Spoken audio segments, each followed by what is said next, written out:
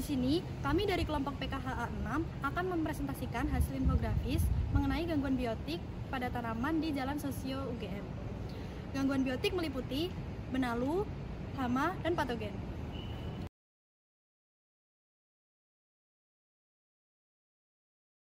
Perkenalkan, nama saya Ahmad Kausar Riza Alvaros dengan NIM 23520169 KT 10355.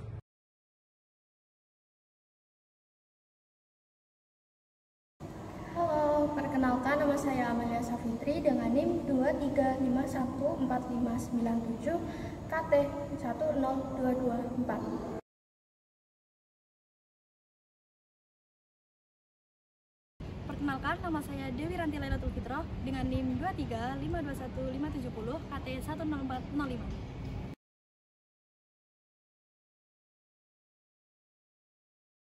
Perkenalkan, nama saya Dia Hayu Sri Nirmala dengan NIM 23513072 KT 10179. Perkenalkan, nama saya Rifki Hamzah Yugi Nasrullah dengan NIM 235180999 KT 10314. Yang pertama, saya akan menjelaskan mengenai gangguan biotik yang disebabkan oleh gulma, yaitu benalu. Benalu merupakan salah satu penyebab kerusakan pada tanaman yang disebabkan oleh Dendropte petandra.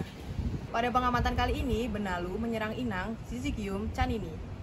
Tanaman yang diserang oleh benalu biasanya memiliki gejala bahwa ranting yang dekat dengan pusat infeksi akan mengalami pembekakan atau biasanya disebut dengan hipertrofi.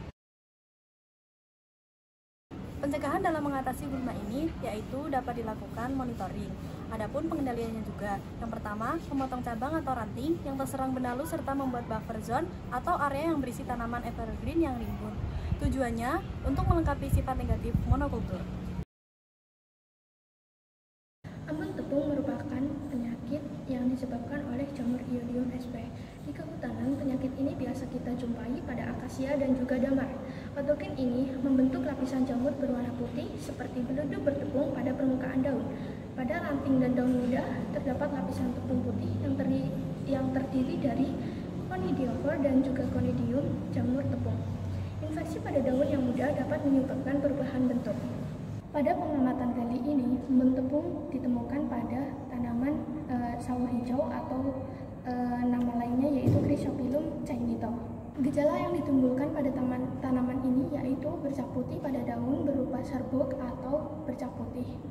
Kemudian ada lapisan tepung putih pada bagian atas daun. Pertumbuhan daun yang tidak normal atau malformasi, yang selanjutnya kondisi daun tampak mengering tetapi tidak gugur. Pencegahan yang dapat dilakukan yaitu dengan monitoring, kemudian ada pengaturan jarak tanam, sanitasi, dan juga meminimalisir naungannya. Kemudian pengendaliannya dapat dilakukan dengan eradikasi, isolasi, dan penyemprotan fungisida yang sesuai kepada seluruh bagian tumbuhan.